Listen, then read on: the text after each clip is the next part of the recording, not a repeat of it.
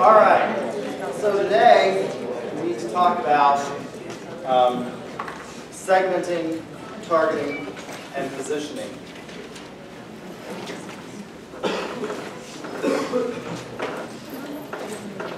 And in trying to keep things relevant, I was thinking about one of the big developments that's occurred this week. The Supreme Court of the United States has declined to hear a number of cases that involve gay marriage, particularly one out of Oklahoma. And so this is an interesting example of a market segment, right? That prior to about the 1960s was not even thought about.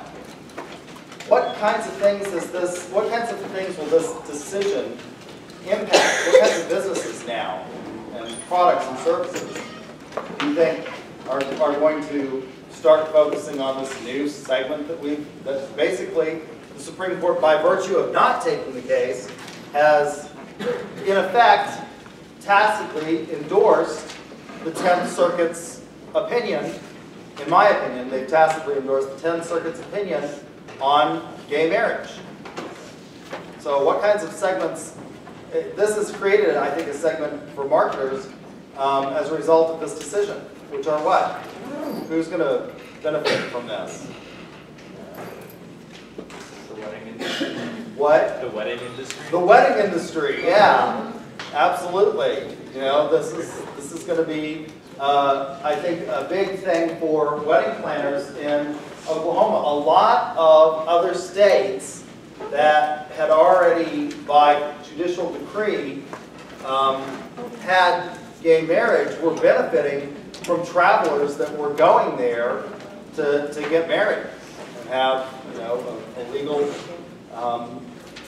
marriage. So I think that this is going to impact that industry in Oklahoma because those people can now get married legally in Oklahoma. And there was a rush yesterday of people running down to the Oklahoma County Court Clerk's office to get marriage licenses, right? So that's a very distinct segment.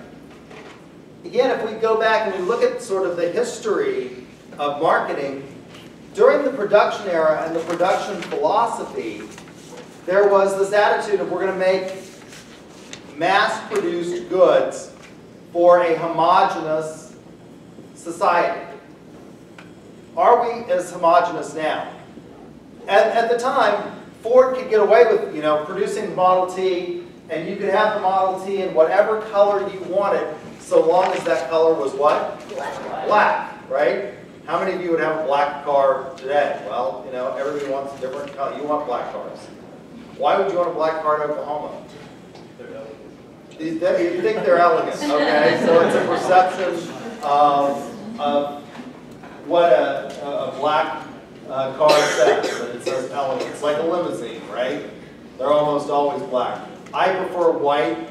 I like white because A, with our red mud, it doesn't show as much. Black cars always look dirty in Oklahoma with the red dust. And they're also hot in Oklahoma because they absorb all of the sun's rays, and I think they're hot. But Ford could get away with that because there wasn't a lot of options. Are we really that homogeneous anymore as a society? Not at all. Why not? Everybody wants choices. They won't buy it unless they have another option. Right. I mean, even something as standard as milk, right? A staple, even a standard, has become highly segmented in that market. You used to just think of milk as being just this product that you put on cereal and stuff, came from a cow. Now we've got all of this kinds of milk that have different properties. Low-fat milk, right? Chocolate milk. What else? Soy milk for people who are lactose intolerant. And now they've even figured out how to take the lactose out of cow milk, so that there's a lactose-free cow milk. So even that represents a huge variance in terms of our population. We're really not that homogeneous. So how are we going to break up segments? segments of the population are basically relatively stable groups that will respond to marketing initiatives similarly, right? So what's one of the things, for example, that makes this class perhaps a homogeneous group that will respond to a marketing initiative similarly? What one characteristic do you all have in common? As I look out at the class, there's a wide variety in terms of age, right? In terms of gender, in terms of national origin maybe, race. There's a lot of differences in here in this classroom. You're pretty heterogeneous. But what makes you a segment that will all respond to something similarly? At least one product. What? It's a required class for all of us. It's a required class for all of you, so what did they market? All of you needed a textbook, right? So that's something that makes you a market segment. Everyone who enrolled in principals has to have this group. Now, how else can we segment? So you're all students. The easiest way to segment, what's the easiest way to segment groups that you can think of? What? How about geographically? Are we different in Oklahoma than, I don't know, say other states like New York? Yes. How so? Population. What? Population. Okay, New York's got a lot more people, particularly New York City. So we did what? What makes us different, that makes us an attractive market for some types of products that maybe they don't have in New York? Cars. Huh? Cars. Cars? Yeah, I mean, if you live in New York City, now if you live in upstate, you probably need a car. But if you live in the city, do you need a car? No? Why? Subway. It's expensive, right? My brother's a tax attorney, and his company has a place in New York. He actually lives in upstate New York. But when he goes into New York City to meet with clients, he doesn't drive a car. He takes the train down from Saratoga and meets his clients, you know, somewhere around Pennsylvania Station, which is where he comes in from Saratoga. Why is that? Cars are expensive in New York City. They're expensive to park. My uncle lives in New York City, and he actually does have a car, and I think he pays more for the rental space for his car than a lot of people in Oklahoma would pay for an apartment. It's that expensive, right? What else makes Oklahoma different from New York as a market? It's cheaper to live here, right? What? Where do we live? How many of you have a desire to own your own home? Almost everybody. I know lots of people in New York City that will never own. I mean, they'll always live in an apartment, right? One of my colleagues that I had a business, I think I told you all this before, that we actually sold because one of my partners had gotten in an accident and couldn't get health insurance, and he was sort of the major partner in it. But we had this business that recruited nurses for hospitals. We did permanent placement. And specifically, we would go to Canada and recruit nurses from Canada who wanted to come into the American system. And it was really easy to do for two reasons. One, there's a large population up there from Jamaica who go to Canada because the healthcare system is better up there. So if you're a nurse and you're in Jamaica, the healthcare system's not real great. So they go to Canada, and then we could bring them across under the North American Free Trade Agreement because Canada is a partner to NAFTA, and they could come across. They could get Canadian citizenship fairly easily because Canada is part of the British Commonwealth, right? So they recognize the Queen as their head of state, and so they could go to Canada to get citizenship, but they didn't want to stay in Canada. Why? It's cold. If you're from Jamaica, it's not exactly, it's kind of a culture shock. So most of the hospitals that I did permanent placement for were in Florida. And that would be attractive to them because Florida was more like Jamaica, right? So, you know, that's different in Oklahoma. We all want a house in most places in big cities in Toronto and things like that where I recruited. They didn't have any real desire to purchase a house, but when they came to the United States and got jobs here, the price of property was cheap, and we give you an incentive, right, to own a home as opposed to renting. And what is that? You can sell it. What else?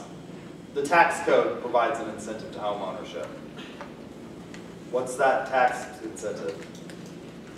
The home mortgage interest deduction, right? Which is the biggest deduction that most people have. So in New York City, where property is enormously expensive, people really don't think that much about buying their own home. But when you come to Oklahoma, almost all of you want your own little piece of dirt, right? Because you get an incentive from the federal government to do this. So that makes us different in terms of the geographic segment. I got my PhD in New Mexico. What does New Mexico have that Oklahoma doesn't? Green chilies. They have green chilies. Oh, we bring them and we buy them from Hatch, New Mexico. Here, they're very popular. What? They have the most PhDs out of any state. New Mexico? Yeah, like Albuquerque. I don't know. I know Los Alamos probably has the highest number of PhDs per capita of any city, but I don't know about the entire state. They have, and Los Alamos is where? Up in the mountains. What do they do in the mountains in New Mexico? Ski. How many snow ski stores do you see in Oklahoma? There is one. What is it? Sun and Ski. Sun and Ski Sports on May Avenue, right? But that's not a good. What do we have that they don't have? They asked school-age children in New Mexico where they were most likely to see a boat. And you know what the kids in New Mexico said? On the highway. Because that's where they saw boats, was on the highway being pulled by a trailer. What do we have here in Oklahoma? We have a lot of lakes, right? New Mexico has, like, Elephant Butte is probably the biggest lake there, I think. And there are people that have boats. It's kind of an ugly hole in the desert. But, you know, we have lots of lakes. So what do we have here that they don't have an abundance in New Mexico? We have boat stores, right? And water ski stuff and wakeboards and things like that that you don't find in New Mexico. The Yamaha dealers in New Mexico primarily sell quads and dirt bikes, right? Because that's a big sport there, is to go out in the desert on the dunes and, you know, ride your quad or your racer or whatever all over the place. We have lots of places. What does the Yamaha dealer in Oklahoma sell? A lot of jet skis, right? Because we have all of these lakes. So geographic regions can create some amount of homogeneous markets. Demographic groups also, right? And demographics are particularly nice in some instances to use because that data is available largely from who? The what? The government, yeah. The United States Census Bureau provides that kind of data. And they provide data on things like income and age. So what is it that we know, for example, about Edmond? If I was going to start a restaurant in Edmond, what would I know about what? Costs more. It costs more, property values are higher, but also what? The what? They're higher income, right? Edmond has the highest per capita income of any city in the state of Oklahoma. Is that useful? It might be. Yeah, it might be pretty useful. Another way of segmenting would be on psychographic characteristics. Now this requires more analysis, right, to understand psychographics. And I think I talked about this before. There's something called the VAL survey, which we talked about when we talked about consumer behavior. It stands for values, attitudes, lifestyles. And they come up with different groups of people based on how they respond. You should probably take this and see what you are. Most of you, I would venture to guess, are probably going to be in the innovators. These are people that are highly educated. They like lots of expensive stuff. Their favorite things are a rewarding experience, problem solving, personal challenge, and authentic products. And this has become a huge area in marketing, this idea of the authentic. Why do you think that is? Huh? Nobody wants a cheap piece of bread.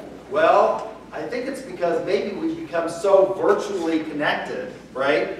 How many of you go to a party or something like that and you sit there and you look in your phone? There's something called Alone Together, which is a title of a book that this author says, we're all together, but we're really alone because we're sitting here, rather than being in the moment with the people we're with, we're so connected to these devices. Innovators like this idea of the authentic experience. It's one of the things that I think Disney does really, really well. Here is the most inauthentic place on the planet, and yet they provide this really authentic, rewarding experience, right? So that's one category of psychographics. Then there are thinkers. Thinkers, again, like informed discussion and debate, financial management, being smart shoppers. They are more likely to like proven products, right? All products have sort of a life cycle, right? It's estimated that Coca-Cola is the most valuable brand in the world, but where do you think in the United States Coca-Cola's life cycle is? Is it in the introductory phase? Well, no, Coca-Cola's been around for what? 100 years, right? Where do you think it is in the United States? It's either in the maturity stage or maybe in the decline. Why is it maybe in the decline stage in the United States? Soda stream? Okay. There's lots of products that are competing, and what are we more concerned with as a result of health? Yeah. And so Coca-Cola, I think, may be in the decline stage in the United States, which is why Coca-Cola has all these other brands out there. Because I think things like bottled water are taking over that market, right? How many of you would rather have a bottled water? I see a lot of you with Dasani, which is what? It's a Coke product, right?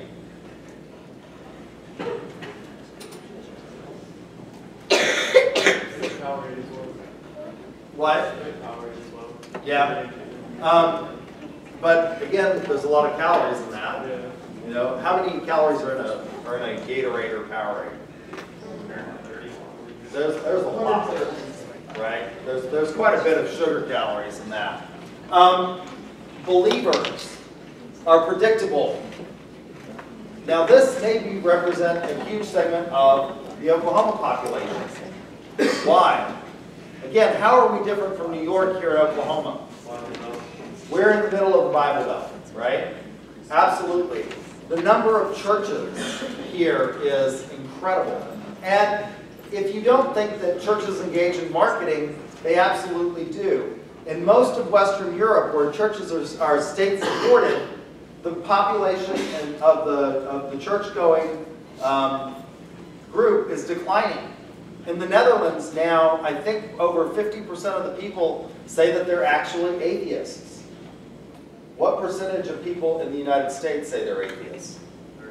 Very few. The vast majority of people, particularly in places like Oklahoma, say that they're what?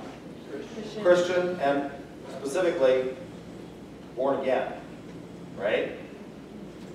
What's the #1 denomination in Oklahoma? Southern Baptist, right? Believers like familiar, close-knit family, traditional things, religious-based life, right? But churches, again, are engaging in marketing and they're providing value, right? How are they doing that? How many of you have been to a Life Church service? Okay, a few of you. What'd you like about it? You like the video? The rock, isn't Life Church the one that has the rock bands? Okay. It's entertaining to go.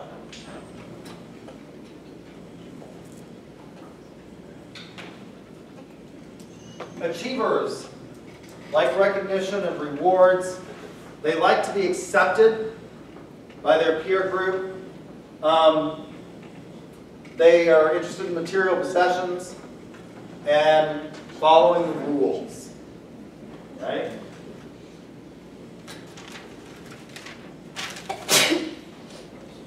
Strivers, they like to be active consumers. They like shopping. A lot of what we call marketing mavens are strivers.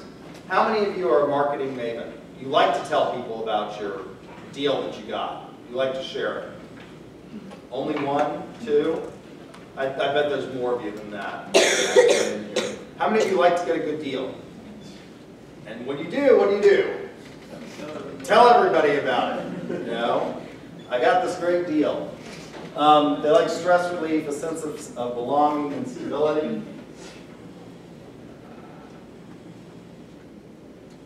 Experiencers, avid consumers, and spend comparatively high proportion of their income on fashion, entertainment, socialization. They like social media, being entertained, being established, and the ability to purchase.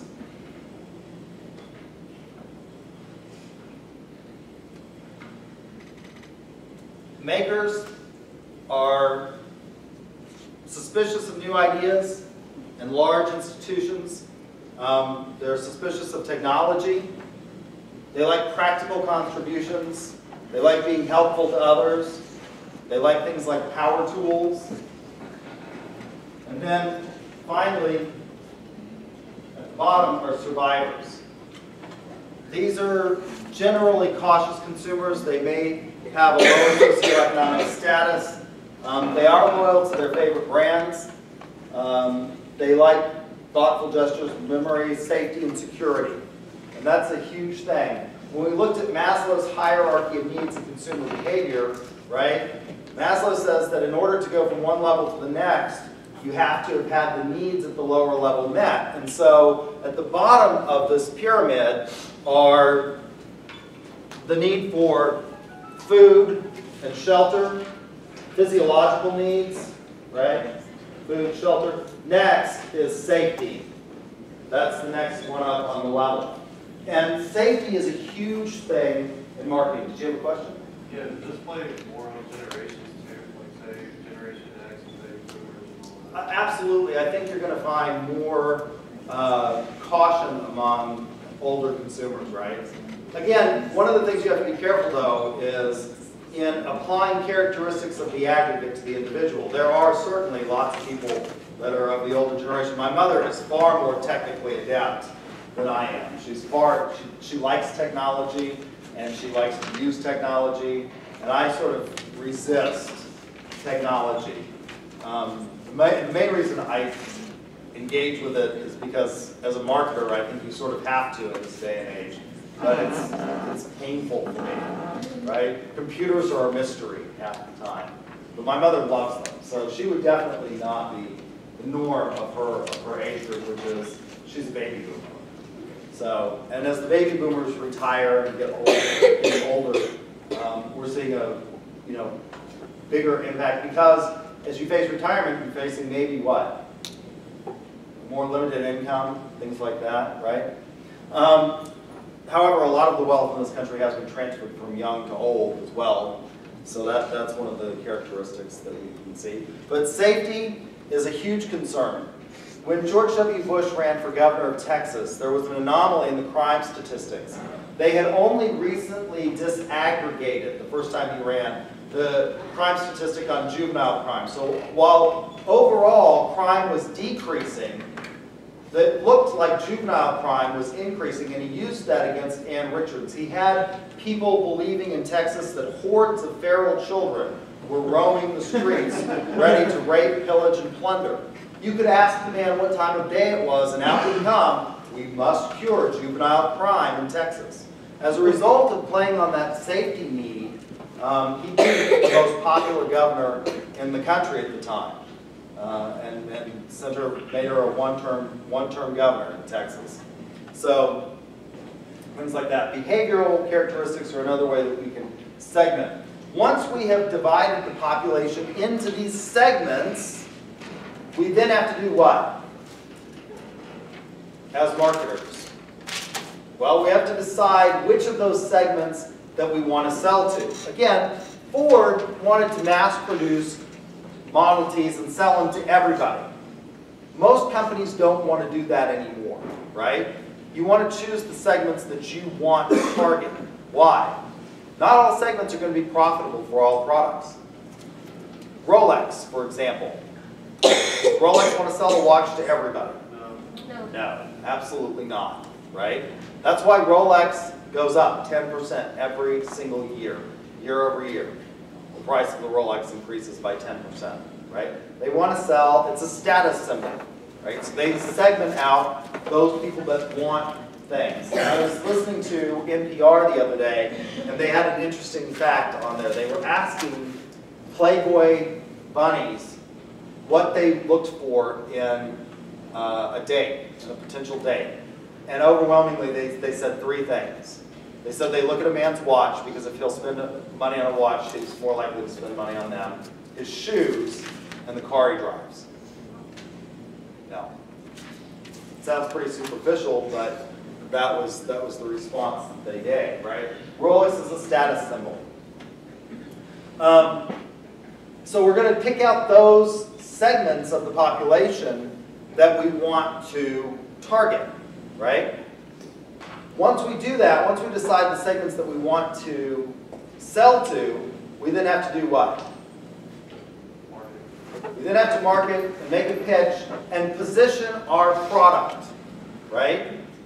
Positioning is creating in the mind of the consumer an idea about your product. And you want it to be consistent, right? Through your marketing communications. And one of the things we'll talk about when we get to advertising and integrated marketing communications is how you do that. One of the things that I have done in my research and looked at, particularly with regard to advertising in the political marketplace, is where candidates, for example, position themselves to make a sales pitch to voters. And there's kind of two schools of thought that you can use in the political marketplace. In one of the papers that I studied, I wrote about this. If we look at the political spectrum, on the far left, we have communism, and on the far right, we have fascism. Now, there are not a whole lot of communists or fascists in the United States, right? You just don't find a whole lot of them. They're pretty marginalized groups. I mean, there are some, I suppose. What we find about is largely in the middle of the political spectrum, and most people, when they're asked on opinion polls where they stand, they'll say, I'm a moderate. Overwhelmingly, most people say that they're moderate. What does that mean for most people in the U.S.? They're what? We have a tendency to be slightly liberal on social issues and slightly conservative on fiscal issues, right? So most people say that they fall right in the middle of the spectrum. Now, what you could do, if you're running, let's say, in the last election, right? Mitt Romney ran, and he basically positioned himself over here. What you could do, if you're Barack Obama, and what he actually kind of did do, was he basically cozied up and took a lot of the positions that are attractive to Republicans away from them, right? Now, what's wrong with taking this position? What George W. Bush did, and what I think Mitt Romney attempted to do, was stake out this position and then motivate the base to get out and vote. Because not all votes are equal, are they?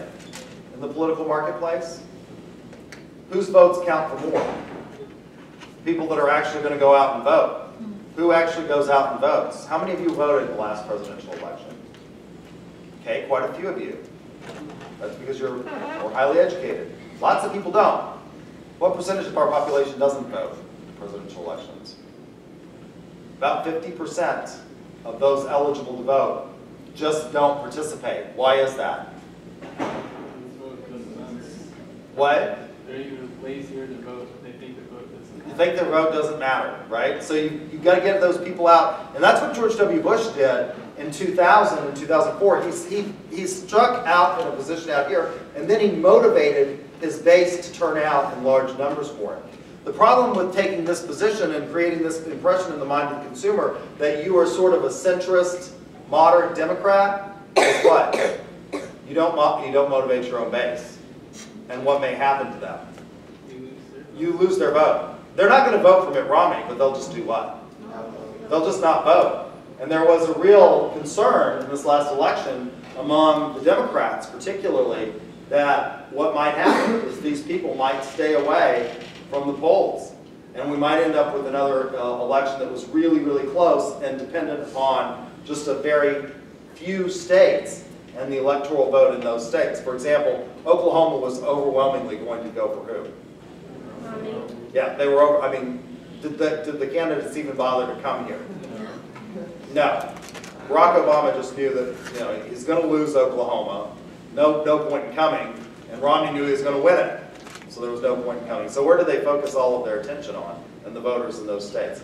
Places like Pennsylvania, Florida, right? Florida, which decided the 2000 election, which is the most recent example of an election where the president actually lost the popular vote, but won the electoral vote, right? It's possible because we have this thing called the Electoral College to lose the popular vote, but win the presidency, and that's what happened in 2000.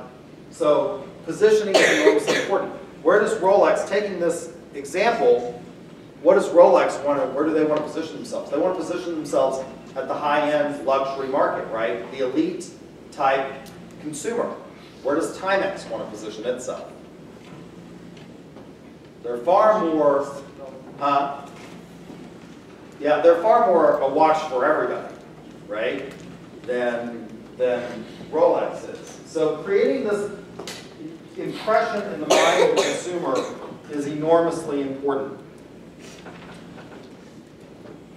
Once you establish that position, right, and you create that impression, it can be very difficult to change it, right? Let's think about some major brands that you all are familiar with and whether or not they're going to be successful in their ability to change. One of the ones that I think is trying to change their brand image is McDonald's. Now, when I say McDonald's, what comes to mind for you? Big Mac. What?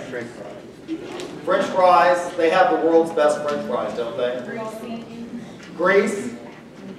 Fast. Cheap, right? The dollar menu. What is McDonald's trying to do with their new buildings and stuff like that? And their McCafe.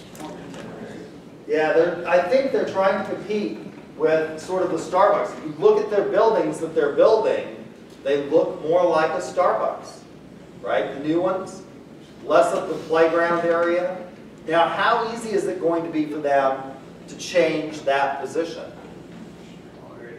It's very difficult. Why? Because the consuming public already has this impression in the mind of what McDonald's is, right? And what is it that made McDonald's successful, do you suppose? What? Cheap menu, and what else? Convenience? A place to put your kids while you eat. What about consistency? Right? Huh? Right, exactly. A Big Mac in New York City is going to taste like a Big Mac in Oklahoma City, isn't it? And I can tell you that it does. When I was a foreign exchange student in Germany, the family that I lived with, the mother was a horrible cook. And she kept feeding, the only thing she liked